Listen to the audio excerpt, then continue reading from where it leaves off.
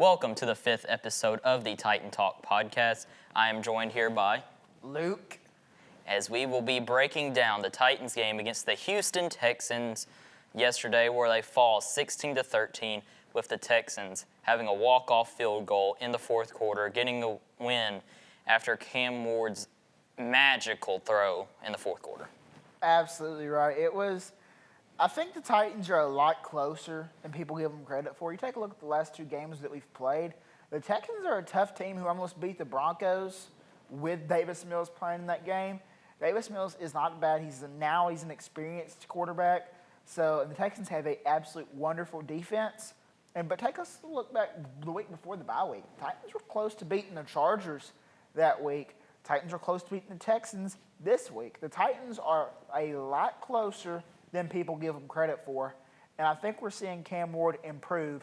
And I think this could have been one of his best games so far this season. I agree. I think this was far and away his best game for this season so far. I mean, if you think about it, he had well over 150 yards passing.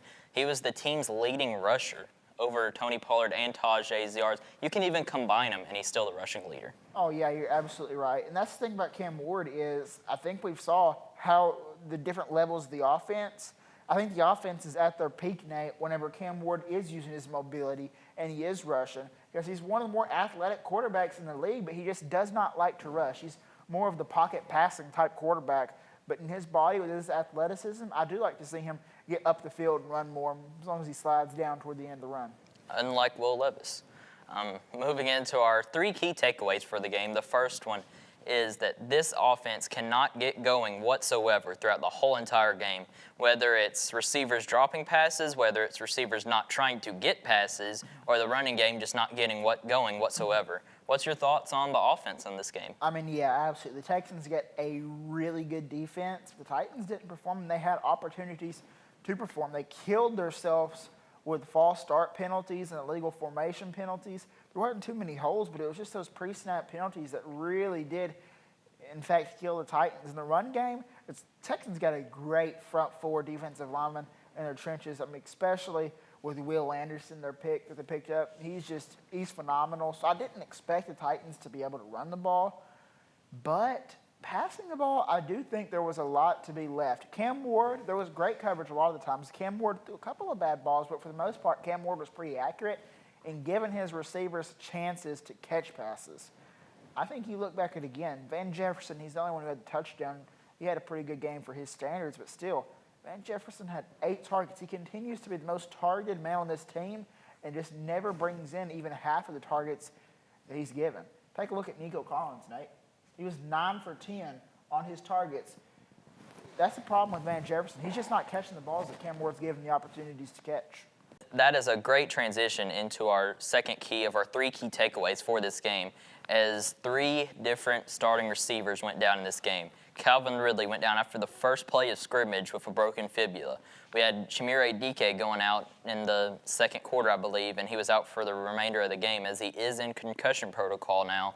And then also Alec Iamaner getting injured in the third quarter, and he might miss next week. So that leaves just 2 healthy wide receivers on this team, Van Jefferson and Mason Kinsey. Maybe Xavier's Restrepo's time to shine. Feels like we've been talking about Restrepo to come in now since the beginning of the season. I don't know if this man's committed war crimes or treason or what, but I don't know if we'll ever be able to see that guy on the field for the Tennessee Titans. And to answer your question, you're exactly right. The Titans did not have a good wide receiver room to start the season, and their wide receivers are just depleted. Like you mentioned, DK, he's out. That was a nasty hit with that concussion. I wouldn't be surprised if he misses a couple weeks. Calvin Ridley, he's gone for the season. Iamaner, he wasn't even healthy coming into this game, and he got hurt again, which was the risk that I think you took by playing Iamaner this game. Yep. So that's 3 of your top 3 down. It's rough, and it's getting rougher. Cam Ward's weapons now consist his number 1 weapon are his tight ends with Chigoziem Okonkwo, who's good, and Gunnar Helm, who's really impressed me throughout this season.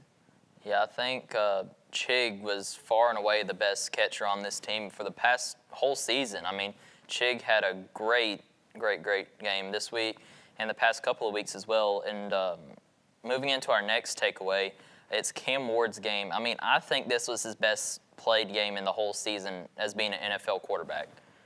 Yeah, I think there was too. There was still some rookie mistakes, a couple of bad throws. Cam Ward does need to work And the fumble. on keeping a hold of the football when the pocket collapses and gets sacked. That's one of the things that set Tom Brady and Peyton Manning apart. Yeah, they were unmobile, so they got sacked a lot, but they were able to have that presence to tuck the ball when it was time to go down. And I think Cam Ward sometimes, he tries to make too many plays and get rid of the football, which leads to a couple of those fumbles. He had a couple of missed throws. Me and Nate were arguing on whose fault the incompletion was to Mason Kinsey late in the game.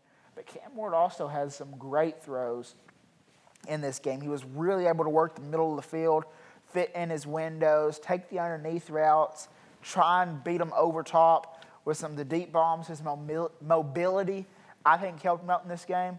And the Titans had no run game. Like we just mentioned earlier, had the Titans have had some run game and could have started to utilize the play-action pass, Cam Ward could have easily threw for 300. So his stats weren't that impressive, but I agree with you, Nate. This is one of the best games I've saw from the rookie quarterback thus far in the season. And it kind of gets you excited going into next week against Seattle. You know, it's probably one of the best teams in the NFL, possibly even top 5. But Here comes Nate with the Seahawks so again. I think there's a lot to see there with Cam going into this week. Sure, the Seahawks have a great secondary, but it's a great moment to see what Cam Ward is made of against these great secondary. But there is 2 active wide receivers on this team. We have Van Jefferson and Mason Kinsey. Is it time we now see Xavier Restrepo? I think it is. So seeing what Restrepo can do against a great Seahawks secondary, that's going to be a great matchup to see there. I absolutely agree. I want to see Restrepo come in, but I'm sort of scared that we've elevated Restrepo's stock to a point that he just cannot meet. Because at the end of the day, he is still a practice squad player in the NFL, and he did clear waivers. No one picked him up after the draft whenever we cut him to sign him to the practice squad. So it kind of scares me that just our expectations for Restrepo aren't as high as his skill level actually is. But I definitely think you need to see what you got in him. You're playing with house money. You're not making the playoffs. You probably already got the number 1 pick wrapped up with the way you're playing right now. Let's see how he can do. Let's see. Throw him a couple of deep bombs. See if he can split the defense. You're absolutely right. See if Cam Ward and the Titans can give the fans their first home win of the season. Yeah, and I like how you brought up just give him targets. I mean, you've seen what he was able to do in Miami. But, I mean, you just have to see if he can translate that to the NFL. I mean, sure, the team doesn't think that's going to happen, but, I mean, it's very possible he could, you know, come up clutch and get a few great catches in against the Seahawks. Absolutely. You know, you don't know what you see until you use it. Now, we will be going into our next segment as we will have Brad Steele, a.k.a. Two Tone Talk, joining us here for this next segment. We're going to get his thoughts on the game, and we're going to go over to that. Welcome back to the Titan Talk podcast as we are now joined by Brad Steele, a.k.a. Two Tone Talk. How's it going, Brad? Well, the Titans are 1-9, so I'm just trying to find joy in something else. I'm trying to just enjoy the holidays and enjoy time with my family and pretend that the Titans aren't awful. What about you guys? It makes you really reminisce on those days in 2019 where we was 1/2 of a game away from the Super Bowl. It just makes you wish that you could turn back time. Yeah, any time that I used to complain back then, I was just being ungrateful. I should have cherished every moment from those years, because this is the dark ages we're living in right now. What I would do for a 7-10 entertaining football team is unbelievable. Yeah, I mean, you gotta look at it 2 ways. Yeah, it'd be more fun during the season, but at least being terrible like this, you're ensuring an eventful off season to get better. So at least there's that bright spot. When you're this bad, at least you know you're going to have a high draft pick, probably the highest draft pick. So maybe that'll work out for us. I'm really hoping we do get the number 1 pick. I mean, it's going to be difficult with, like, we're competing with teams like the Saints, the Jets, the Browns, all those 2-win teams. And if we get another win, we would drop to the bottom of that group because we have the strongest strength of schedule. I'm not worried about it. I think it's an interesting debate, though, on would you rather have the number 1 pick? Obviously, you're still the worst team in football. You have that trade capital with the number 1 pick, or actually picking a player themselves. Or would you rather have a couple of wins toward the end of the season to build that winning culture and just give everyone some more confidence to build off with?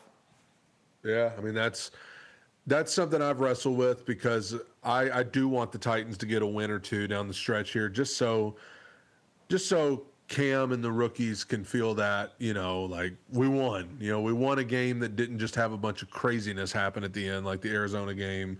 So I do want that, but I also I hope that those 2-win teams like the Jets, Browns, Saints, Giants, I'd like for them to get another win at some point so that we can win and still have some leeway to still have the number 1 overall pick, which I think we will. I don't know what the schedule looks like for all of those teams down the stretch here, but I think it's possible to have both, and I hope we do get both. A couple wins, but also keep that number 1 pick. Yeah, I agree with you. I mean, it's important for this team to learn how to win as a team collectively, and not even just the players as well, some of the coaching staff. I imagine there's some coaching staff that might be retained, but we'll have to wait and see on that. I can think of only one. I can think of only one coach I want, and it's Bones Fossil, the special teams. I don't know. I mean, Denard Wilson's done a fine job as defensive coordinator, but I know that he's not going to be retained under the new coach, whoever that is. But the offensive coaching staff is just awful. I mean, it's probably the worst assembling of an offensive coaching staff that I've ever seen, to be honest with you. I mean, what does even Nick Holz even do at this point? Because, I mean, he doesn't call the plays. I'm just not sure. Collects a paycheck, I think. Maybe they get him to mow the grass while they're practicing or something, because I don't know either. And the fact that he didn't get the play calling duties whenever Brian Callahan gave him up, that's telling. That's telling of kind of what they think of him. And so if he's not even good enough to be given the play calling duties, why is he even here? Why was he brought here in the first place? I don't know. I'm not sure, because, I mean, you would think that would be straight to play calling duties, but it's obviously not, as Brian Callahan handed it off to the quarterback coach. Exactly. Moving into our next topic, we're going to move into Titan of the Week. We each have our picks on who we think had the best overall performance and go from there. So who is your Titan of the Week, Brad? It's the most cliche answer. It's the most obvious answer. I'm going Jeffrey Simmons, because, I mean, you could probably give it to him every week that he plays because he is so far and away the best player on this team. But in particular, this week, you see the fire on the sideline. You hear him, not just talking the talk, but walking the walk as well. He doesn't just talk and tell everybody what needs to happen. He backs it up with the way that he plays. And I don't know how he does it, how he keeps I know he's a mentally tough guy, but to keep coming out there every week, working his way back from injury and fight until the end, knowing he's going to get nothing from this offense, he deserves a lot of credit for how he plays, and I think this week's no exception. I really liked that fire he showed where he was trying to motivate J.C. Latham after the plethora of penalties he got called towards him. So, but for my Titan of the Week, I'm going to go with J.C. I'm kidding. I'm going to say Cody Barton. He had that great sack in the first quarter. I think he was probably one of the best performers on this team last week. Probably, yeah. He's definitely playing better. He's definitely playing better than he was. I think you guys both have great Titans of the week. And I was between two. I was between Baker on defense because it seems like Nico Collins ran away from Baker to get to Jalen Armour-Davis and the other defensive players. But ultimately, my Titan of the week was Cam Ward. I think he did a great job in leading the team this week. I think he did a great job of making the throws that he needed to make under pressure in that final 2-minute drive, leading the team down to a touchdown. And I think it's invaluable experience for a rookie quarterback to get that sort of moment. And there was some throws that toward the beginning of the game that he missed, but he was able to completely bounce back, make sound decisions in the pocket, work over the middle. Like we said earlier, his top 3 wide receivers went down, and he was still able to find a way to score the touchdown to tie the game up. I think you could argue his top 3 wide receivers went down because I know Ellick didn't have to leave the game, but I mean, he wasn't fully healthy. I mean, he was playing hurt because he was one of our only options. But I agree, there's no downside to your rookie quarterback leading. And I mean, after what the offense had done up until that point, to throw together a 95-yard drive with Mason, Kinsey, and Van Jefferson as your main targets and wide receivers, I mean, he deserves credit for that. And that's something to be excited and hopeful about. Absolutely. I think at this point in the season, that's what we got to really pay attention for, and that's what you got to feel good about as a Titans fan, is the glimpses of greatness that Cam Ward showed us in times that he's under pressure, his maturity and not getting flustered in the pocket and stuff. I think that's exactly what you want to see as a Titans fan. And we're 1-9. We're not going anywhere. But that's what you want to see. You want to see, and I think we should get a couple of wins, build some confidence, and have some real excitement going into next season. I agree. I mean, I think that's, like I said, it's with rookie quarterbacks, especially rookie quarterbacks in a situation like this, when it's this bad, you know, you got to look for, it's not going to be pretty all the time. You know, there's going to be moments where there's turnovers and there's missed passes. But at the end of the day, is there something there? Is he showing you something that you can build on? And I think he has, and I think he'll continue to do that. Yeah, I mean, that's a great point both of y'all made. You know, he's found a way to get the job done, especially in this game. I've seen a lot on Twitter of all these people saying Cam Ward looks to be worse than Levis, looks like he's the worst quarterback in Titans history. I can't stand those takes because you also have to think Will Levis had a better team overall than Cam Ward does right now. Cam Ward is struggling to get help anywhere he looks. I mean, those comparisons are just ridiculous to me. Yeah, I can't even talk about it much because it's so irritating because, you know, it's just people that live in, or get caught up in the moment, and they just want to be negative for the sake of being negative. And Lord knows there's enough to be negative about with the Tennessee Titans. But anybody that can honestly look themselves in the mirror and think that we should have stuck with Will Levis, you just don't remember. You forgot. You forgot what you watched last year. I know this year's been bad, but you forgot what we saw last year. And it's not just an issue of mechanics and accuracy issues. I mean, it was recklessness and getting benched multiple times. It just you forgot what you watched last year because you're caught up in how bad this year's been. But I'm telling you, Will Levis was not as good of a prospect coming out of college as Cam Ward. There's a reason he fell to the second round. God bless him. I think with better coaching, Will Levis could absolutely give you more than what he got out of Callahan last year. But to insinuate that the Titans would somehow be better off if they'd, first of all, he wouldn't even be playing. He went and got surgery. It's not like he's sitting on the bench. I mean, he went and got surgery. So even if he had not gotten that surgery, if he'd been the starter, okay, he'd be playing hurt. So would you want that? So I think it's just people wanting to try to be the smartest person in the room, and they're not. Yeah. Moving into our next segment, we're going to take a look ahead at the game the Titans have this Sunday. Is the Seattle Seahawks will be coming to town 7-3. Looks to be possibly a top 10 team in the league. It's not going to be pretty this Sunday. No, viewer discretion is advised. Viewer discretion is advised for that one. I think they're a top 5 team in the league personally.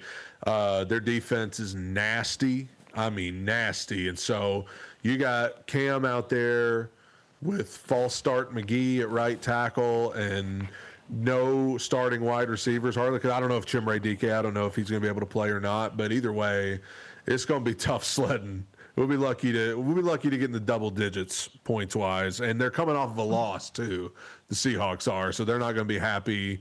And boy, do they have the opportunity to have a get right game because you got one of the best teams going against the worst. So yikes. Yeah, this matchup's going to be rough to watch. You have Jalen Armour Davis is going to be the guy covering JSN most likely. You got to put Darrell Baker on him. They cannot put Jalen Armour Davis on him. I mean, Darrell Baker will be fighting for his life too, but I trust Darrell Baker more than I trust Jalen Armour-Davis. But either way, it doesn't matter. I mean, it's going to be bad either way. Why do we even? We're talking about Darryl Baker or Jalen Armour-Davis. I don't know. Do you want to jump off a bridge or do you want to crash your car? Which one do you want to do? You know. To answer your question, I don't think any one of them are going to prevent JSN from having 100+ yards and 10+ receptions. But I am impressed with how the Titans played the Chargers before the bye and then the Texans this week. And I think there's a chance the Titans. I don't think there's a chance the Titans win. But I think there's a chance Titans come out and cover the spread and keep this thing closer than everyone's going to expect. If they do, it'll be because of the defense, I think. If Jeff and Cedric Gray and some of those guys that are playing really well for the Titans defensively, if they can hold, Darnold threw 4 interceptions on Sunday. So, I mean, if you can get maybe some turnovers, get some things, you can keep it close. But I think the points are going to be, as usual, very hard to come by for the Titans offense. Cedric Gray is quietly putting together a top 5 linebacker season in the NFL right now. I agree. Yeah, go ahead. Yeah, I was saying I agree because he's had I think he's still in top 3 for tackles in the league currently. That's outstanding for a 1-9 team. I think he's a building block player. Mike Borgonzi talked about a couple of weeks ago that there are certain young players on the team that they do view as building blocks. I think Cedric Gray is one of them. I think his play, second only to Jeff, I think he's the most consistent player on defense. I mean, he plays well every week. He's consistently on Pro Football Focus, things like that. He's one of the better players on the defense. He plays well. Like you said, he's one of the top leading tacklers in the league. And that's a player everybody should be excited about going forward. Yeah, I mean, at the beginning of the season, we was trying to compare him and James Williams, who would be the starting linebacker for this team. Is James Williams on the team anymore? I don't even know if he's on the team. The only moment I've seen in the past couple weeks is when he was complaining to the ref about that penalty Jeff got called for on the missed field goal. Yeah. Well, I guess that's proof he's still around. So. So now we're going to transition. We had a couple questions for you, Brad, on joining us in this podcast episode. One of the questions I had was, how did you become a Titans fan? I lived outside of Nashville for my childhood, and I guess I was 6 when they moved to Nashville, and that was the year they went to the Super Bowl and everything. And my dad, who's a huge sports fan, got very, he wanted to pull for the hometown team. And so he started watching the Titans, and he took me to a Titans game when I was about 7. And that was all it took. I was completely hooked. From then on, Steve McNair was just my hero. And I literally, from then on, from the time I was 7 years old, I haven't missed a game throughout middle school, high school, college, and now into adulthood. I don't miss a game. I don't care what the record is. And it's crazy. Some things, I guess, from when you're a kid, some things just stick with you, see the NWO hat. Wrestling's been the same thing. I got into it as a kid and never got out of it. I've always enjoyed it. And so the Titans are that same way. And so that's kind of how it started. It was a Titans-Bengals game in 2000 that my dad took me to, and I thought it was just the greatest thing I'd ever seen. So that's kind of how it started for me. I'll take a break from the darkness of the 1-9 Titans, Brad. I'll ask you, who's your favorite wrestler? All time or today? Give me both of them, all time and today. All time, it's the most corny, cliche answer, but Shawn Michaels is my favorite of all time. Total, he could do anything. He could be a good guy, bad guy, promo, in-ring, everything. There's not a bad Shawn Michaels match. No, I have never seen one. Today, I have become quite a fan over the years of Roman Reigns. I named my dog Roman, so he just looked up when I said that because he thought I was talking to him. I like him. I like Cody, sure. Rhea, all the big stars I think are doing good stuff now. But Braun Breaker's the one right now that I think He's the future. I think he can, if his promos get a little better, like he can do anything. I think so. I like him. I like Dom too, Dirty Dom. Yeah, I like how you touched on like the future of the WWE. I think the future of the Titans is Cam Ward. I think going forward, I think he is the sole building block on this team. How confident are you that Cam Ward is the guy here in Nashville?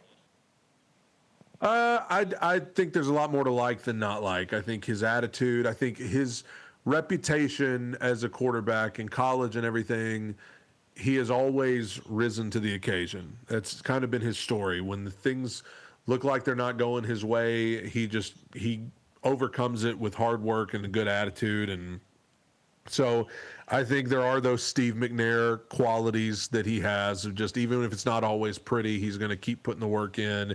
Never gets too high, never gets too low. You hear all the veteran players saying good things about him, and how he is in the locker room and coming in and being a leader right off the bat, even though he's a rookie. So I feel good about it. I mean, I think there obviously his deep ball accuracy, his turnovers, there's things he's got to get better at, but he's a rookie. And if you're a Titans fan, you got to trust that he will get better at those things. If you can get the right coach and the right staff, that's going to be a big part of it. But I still think Cam can be the guy going forward. I still like his chances. I like our chances with him. Absolutely, I agree. I think Cam Ward has the potential to be the franchise quarterback and the future of the Tennessee Titans, not just for a contract or two, but I think in 10-plus years if things are able to work out. And that's exactly what I want to see. I want to see Cam Ward valued in the same likes those top 5 quarterbacks like Joe Burrow, or Justin Herbert, or Lamar Jackson. And I think Cam Ward can truly reach that potential if he gets a good coach to come in this next year and really develop him and have some really good seasons and keep building off of the success that he's had so far through the first 11, 12 weeks of the NFL season. Yeah, I think when you draft somebody first overall, when you draft a quarterback first overall, I mean, that's what you want. You're not just thinking like, this will be our guy for a few years. Like, you want this to be the guy for years and years and years, and you want to have a lot of success with him. And so that's something the Titans haven't pulled off in a long time. There have been a lot of quarterbacks they've drafted that ended up not – I mean, Marcus did okay, but ultimately at the end of the day, he had a relatively short shelf life with the Titans. But, yeah, I think that they're going to pull out all the stops to make sure he's in a position to succeed, and that's what they should do. Yeah, I think Cam Ward is looking great. I think he has had those plays where, it kind of does, remind you of a couple of Levis plays. But, I mean, there's going to be that with rookie quarterbacks. I mean, you've seen it with Marcus Mariota in the past with his turnovers in his rookie season. Now turning into the next question we had for you, what do you think is like the biggest thing on offense holding this team back offensively? Well, I don't know where to start. I feel like from like the cartoons, I should like pull out a big scroll and just start reading. Because literally when you ask that question, I'm like, God, coaching, offensive scheme, play design, penalties, lack of talent on the outside, lack of talent at running back, lack of talent on the offensive line, conservative play calling. I mean, it's just turnovers. Cam struggling with his accuracy, batted passes. I mean, literally, it would be an easier question to answer if you were like, what's good with the offense right now? Then I could be like, Cam threw a nice deep ball to Chigakonkwo on Sunday. Like I could. It's easier to pinpoint the good stuff because there's so few of them. But yeah, as far as what's holding back the offense, I mean, it's everything. There's not one thing that's not holding this offense back because there's not much to hold back. I mean, we're out there with Mason Kinsey and Van Jefferson. You don't even have to hold that back. Like that's just held back from the moment you step out on the field. You are held back just by nature at that point. Pollard and Spears generated a combined 25 yards rushing.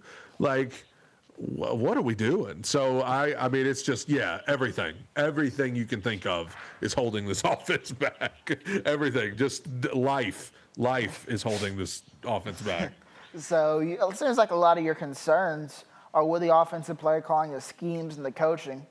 So what I'll ask you, Brad, is who do you want the Titans to bring in as the next head coach?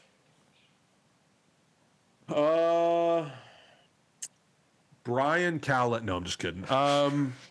Bring him back. I mean, I've said on my channel and on my podcast, I think they need somebody with experience. I think the Titans are at a place, they need stability. They need somebody to come in and right the ship and bring in a culture, somebody that they know can coach. And I know anybody listening to this is thinking like Mike Vrabel, because that's what he was. But, a lot of people have mentioned like a college coach like Lane Kiffin or Steve Sarkisian. I just don't think the Titans are in a position to do something like that. I think the name that makes the most sense is Mike McCarthy. I know that's a cliche name because everybody's saying Mike McCarthy, but I get why. I get why Mike McCarthy is a name that people think of because he's been there, done that. He's won a heck of a lot more than he's lost. And that's a guy you can look at and say he knows what he's doing. He's been around the block. Other than him, I mean, goodness, I'm not against the idea of Robert Saleh. I don't think he got a fair shot with the Jets. I'm not saying that's my pick. I'm just saying I'm at least willing to listen to that. I'm not sure about Matt Nagy. That doesn't excite me. Arthur Smith. What about John Gruden? Here's my thing about Gruden. I worry because he hadn't coached in a long time. I worry that the game might have passed him by. I worry because he hasn't made a playoff appearance since I was like 8 years old. And that's not a knock on him. I'm just saying I just worry that the game's passed him by. And I also worry that he's become such a character with Barstool Sports and all of his memes and stuff on social media that it makes me wonder, is this a guy that's going to bring stability or is he just going to make this more of a circus? Is he going to calm things down or is he going to just make this even crazier? But I mean, it'd get attention. I mean, you want to talk about getting all eyes on Nashville, that new stadium coming, it'd definitely get people talking. That's for sure. And, he does bring experience, obviously. I just worry because he hadn't coached in a while. And, he's been in a lawsuit against the NFL. I just don't know if the NFL would even – I don't know. I don't know if the NFL would even allow him to coach anywhere. But that's certainly – I've heard a lot of people say that. I've heard a lot of people intrigued by Gruden. And I'm not saying I'm against it. I'm just saying I don't feel like it's going to happen.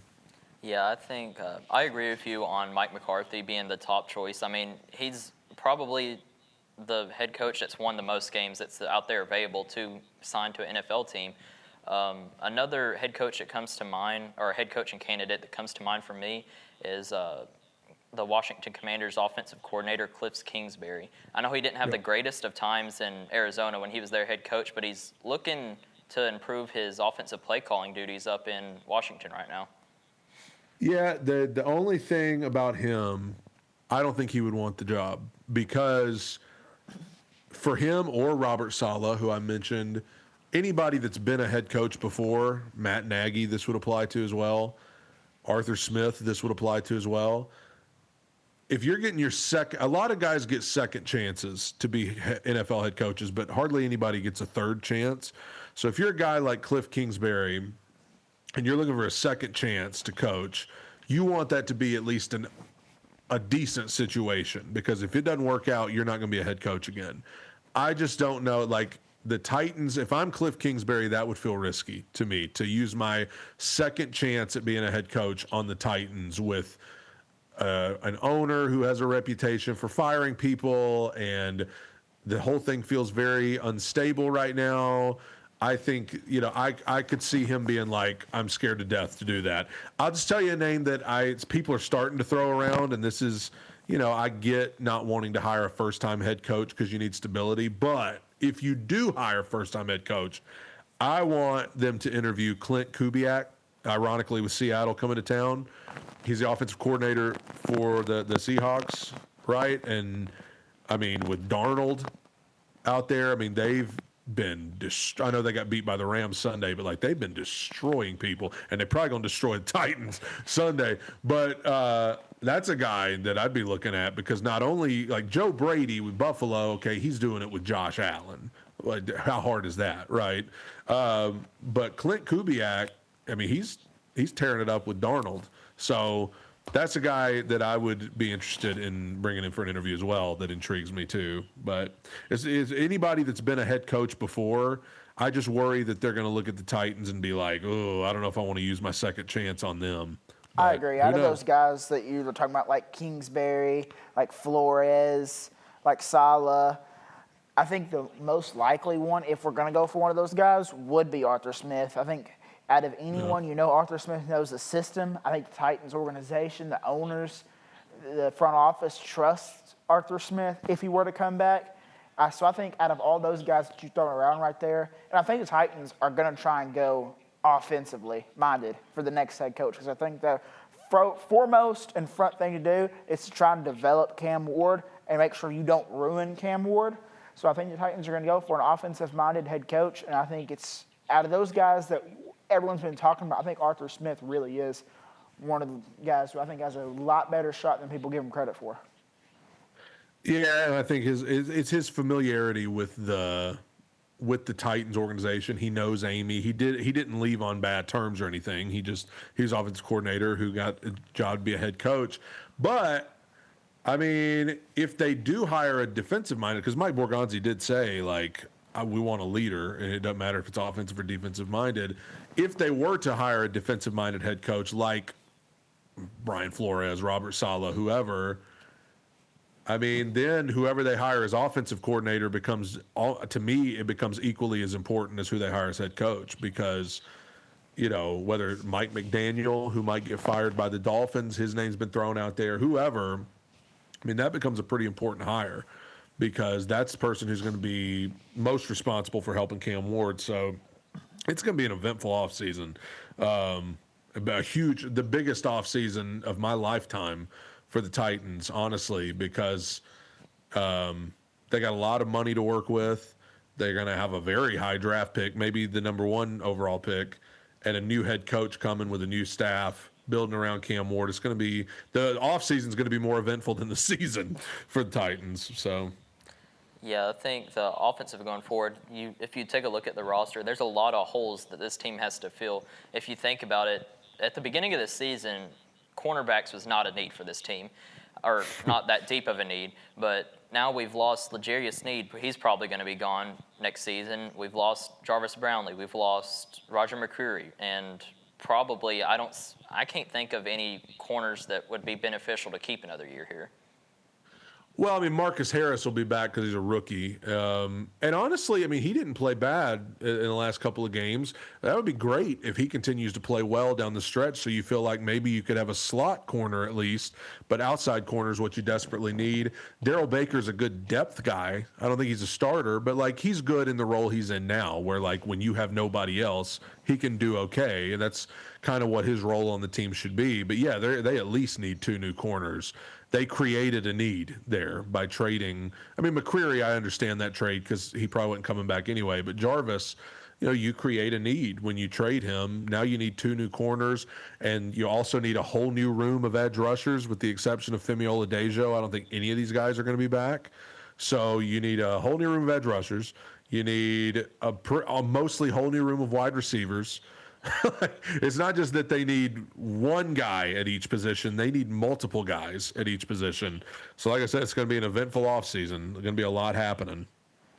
How many seasons in a row is this of just us getting to week 10, 11, 12, 13, and us having the absolute most no-name corners that no one has ever heard of in the NFL? I mean, it happens every year, but I think wide receivers even worse. I mean, how many years have I said? I mean, even back to Vrabel, even when Vrabel was here, how many years have I sat here and been like, God, I mean, we got the worst wide receiver group in this league. I mean, every year we're out here.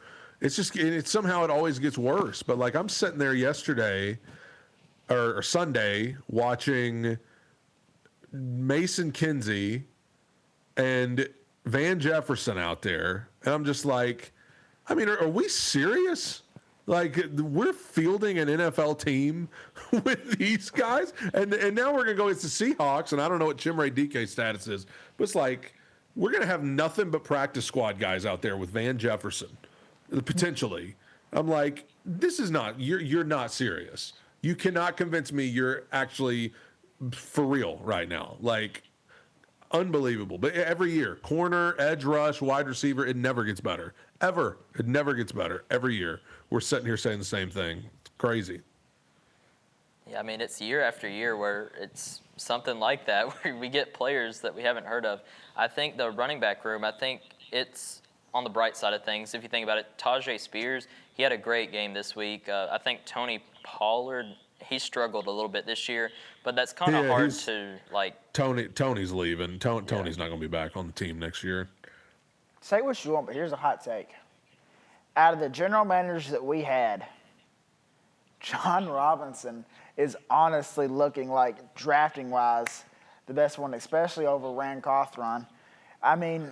Well, hold on now. Hold on. Look, don't get me wrong. His trade was bad, and he was pretty inconsistent his last draft year. But like the days when we just had solid players like Evans, like the linebackers who were always great pieces for the Tennessee Titans, and the guys that we drafted in the 4th, 5th, 6th round that were playing great snaps for the Tennessee Titans, I can't really think of those days coming anymore. But maybe that's just looking back at old times. I'll give you this. In my opinion, John Robinson had one really good draft in 2019 when he drafted Simmons, A.J. Brown, David Long, like his slam dunk draft. Now, in my opinion, after that draft, he was awful. I thought from 2020, those last couple of years, I thought he missed on everything, I think. But the simple fact that he was able to put together one good draft makes him, I guess it makes him the best. But I will say I like Mike Borgonzi, though. He hadn't had a lot of time, and he hadn't been here long. But, I mean, if you look at his draft class, he's only had one. I mean, Cam Ward, obviously, you have him. But, you know, Gunnar Helm's looking like a good player. Ellick looks like there's a lot of promise there. Chimere DK looks like a good player. Marcus Harris in a 6th-round corner's giving you some good reps right now. Kevin Winston is playing well now that he's in the lineup. We'll see with Femi Oladejo. He was starting to get better before he got hurt. Like, that looks like a promising draft class for Mike Borgonzi. I know it's early and we got a ways to go, but I feel like he has a better grasp on what needs to happen, even down to the fact that I think he's okay with losing down the stretch these games. I'm sure he'd like to win a couple, like we said, but I think he understands, like, hey, it's got to get worse before it gets better. And I'm fine with that. You know, I would rather just surrender to it and let's crash the whole thing so that we can start putting it back together. But I feel good about Borgonzi. I feel like, and I hope I'm not wrong, I hope I don't have to come back and listen to this and hate myself for it, but I feel like Borgonzi has a much better grasp on things, and I think his 2025 draft class is looking promising. Yeah, I don't know where you got that take, Luke, about John Robinson being a somewhat decent general manager. I think he was responsible for that 2019 class that was great, and 2018, I guess he had some decent picks there, but he needed a scouting department, like or analytics department, because he refused to like do some of that stuff. That's what did him in. He wasn't willing to get with the times, I think. Yeah, I think so far what Borgonzi has done completely outweighs whatever Robinson done, especially single-handedly destroying this team. He traded A.J. Brown away for Treylon Burks. He made a whole lot of other terrible decisions here. I think John Robinson is far and away the worst NFL general manager of all time. So he thinks you're an idiot, Luke. What do you think about that? I'm just going to stand by my take. I think John Robinson was not a horrible general manager. I think that trade is what got him fired. And, yeah, that last draft, like with the Panda Wilson, that was a little rough. But I think his free agency signings were good. And overall, I think he was not as bad as the Titans fans give him credit for.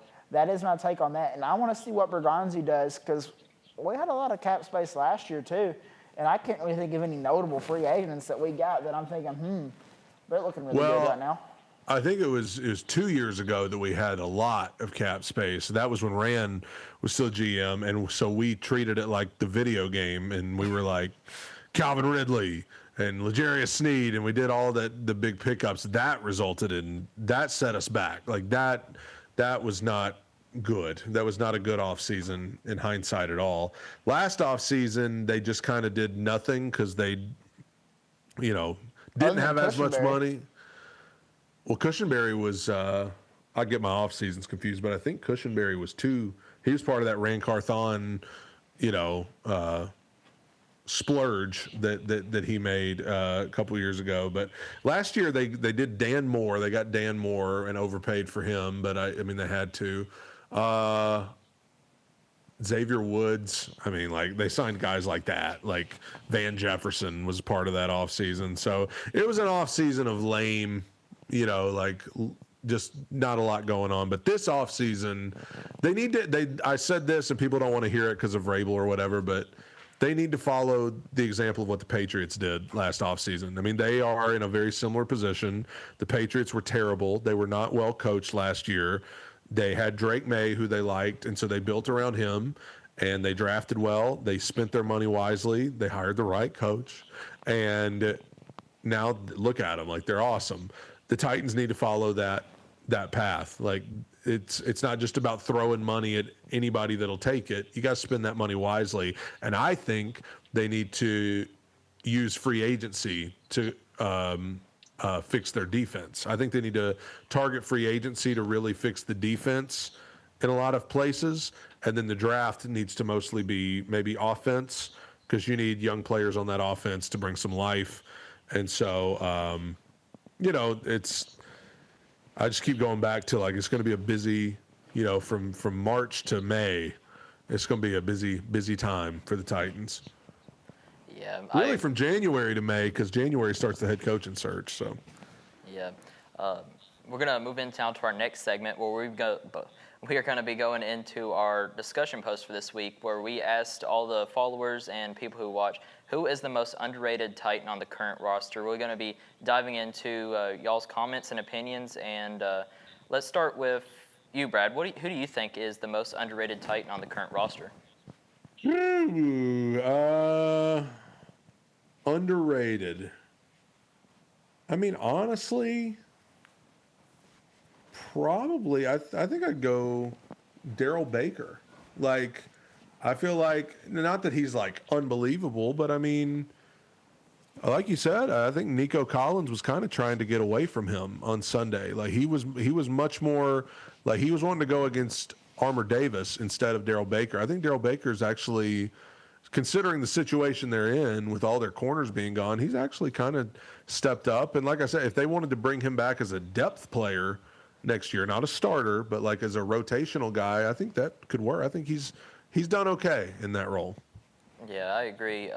I think for mine, I'm still going to go with cornerback. I think Marcus Harris is currently the most underrated player. I mean, he's shown some promise in just this rookie season. He's taken in as a 6th-round pick, and I think he has shown a lot on why he proves to be here in the future. I agree. He's done well. For me, I think I'm going to go with Gunnar Helm. This guy came out of college, and he was a very popular name, the tight end from Texas. But I think a lot of guys thought that he was sort of going to get lost in the NFL scheme of offenses, but he really hasn't. He's got sort of that George Kittle play type where he can block and catch. And I think we've saw that Gunnar Helm has been a really solid piece for this offense, and he's becoming one of Cam Ward's most trusted targets. I think Mike McCoy should be arrested for not being able to figure out how to get Gunnar Helm more involved in the game. I mean, every week it's like, well, we're trying to figure out a way. I'm like, whatever. I've said everything I could say at this point. Yeah. Now we're going to move into our comments on the post. We have Arlen_615. He said Skoronski. Yeah, I mean, he's been fantastic. I think the word underrated for Skoronski, I don't really like that take. I'll say Skoronski is one of the few Titans that is fairly rated. Yeah, I agree on that. Yeah, I agree. Next, we have Eric Cormsby _ He said Cedric Gray. I think that's a great take right there, because Cedric Gray was the other guy I was debating on picking other than Marcus Harris. Gray has looked outstanding this season.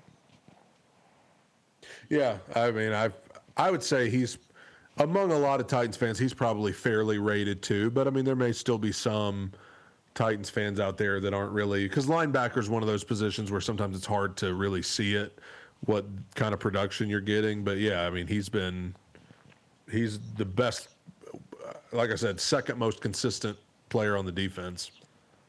Yeah, we have next comment from one Titans fan, 2024. He agreed. He said Cedric Gray. I knew he was gonna be one of the linebackers.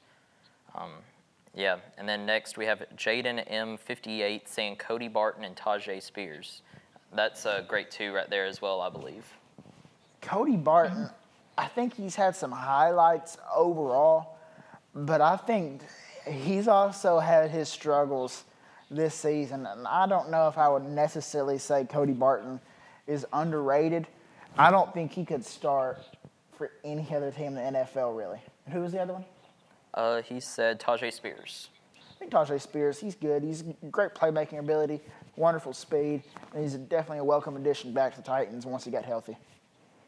He's in the pass game, especially. I mean, he's kind of been a weapon in the pass game. I wish they would just let him be the main running back for the rest of the season, because why not? Like, Tony Pollard's not coming back, so may as well get Tajay as many reps as you can. But yeah, I mean, he's proven at times, especially, that he can be a difference maker.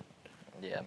Now we have the last comment here by Titans _ season. He said Amani Hooker. I feel like he's not talked about enough.